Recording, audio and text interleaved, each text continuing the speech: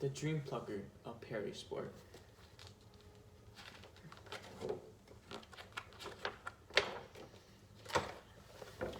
Something was strange in the town of Perrysport. Oh yes, and the first to notice was a little girl named Tess. I can't remember any of my dreams, she sighed. Me neither, each one of her friends cried. I used to have the best dreams every night, and now nothing. It doesn't seem quite right. What can we possibly do? Her friends sang in the chorus. Then a girl spoke up. I got an idea, said Doris.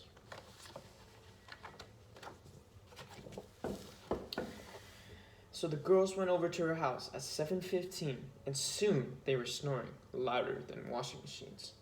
All of them, except Doris and Tess, the super sleuths, were bound and determined to find out the truth. The two lay in their pillows side by side and prepared to wait, but something floated in the room. 8:30.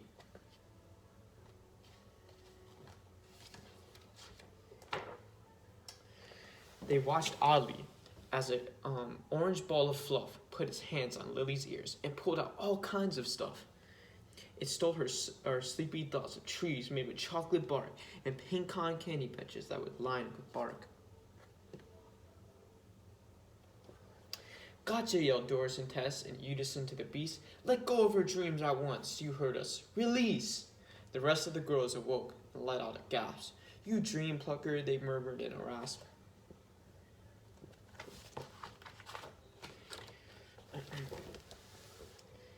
Please, I mean no harm, the fluff ball started to plead. It's just that I have no friends. None indeed. All the kids are afraid of me. I have no one to play with, so I hide out in my cave all day and I pretend that I'm a myth. At night I come out, and well, yes, I borrow your dreams because that's the only way I can have any fun, it seems. The girls thought it over and over. It was a kind of sad. The dream plucker was lonely, but he wasn't really that bad. You can play with us during the day, Tessa said out loud, but stealing our dreams at night is no longer allowed. The next night, everyone was snug and sound. The kids in Perrysport had the best dreams around.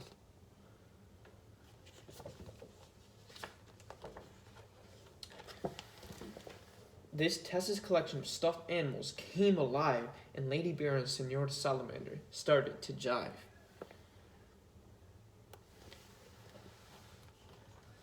Meanwhile, Doris invented a perfume in her science lab so kids wouldn't have to take a bath if they applied just a dab.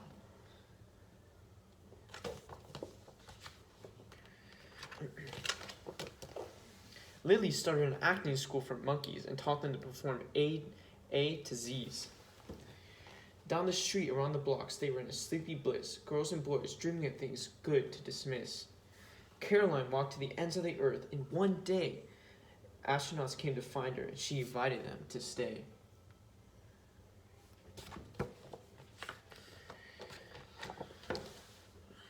Chase was responsible for closing all the schools with his knowledge hat. Kids put it on and learned everything they needed to know, just like that.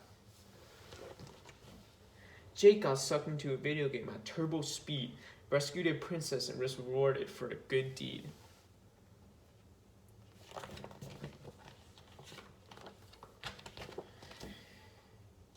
Javier rode on his pet dinosaur all day long, stopping only for the occasional game of ping pong.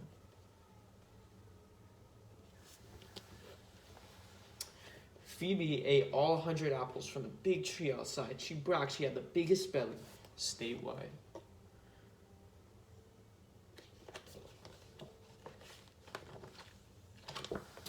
Mimi had hair as long as the Mississippi River and had to get a gigantic bottle of shampoo delivered. Neighbor Gustav lived in a big mansion beneath the ocean and went on his daily underwalks in slow motion.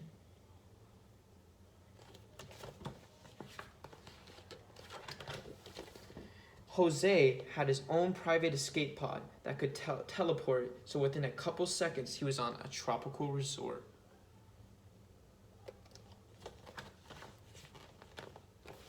Even the dream plucker was conjured up something as his alarm chimed, being friends with the kids of Perrysport for a very, very long time. The end.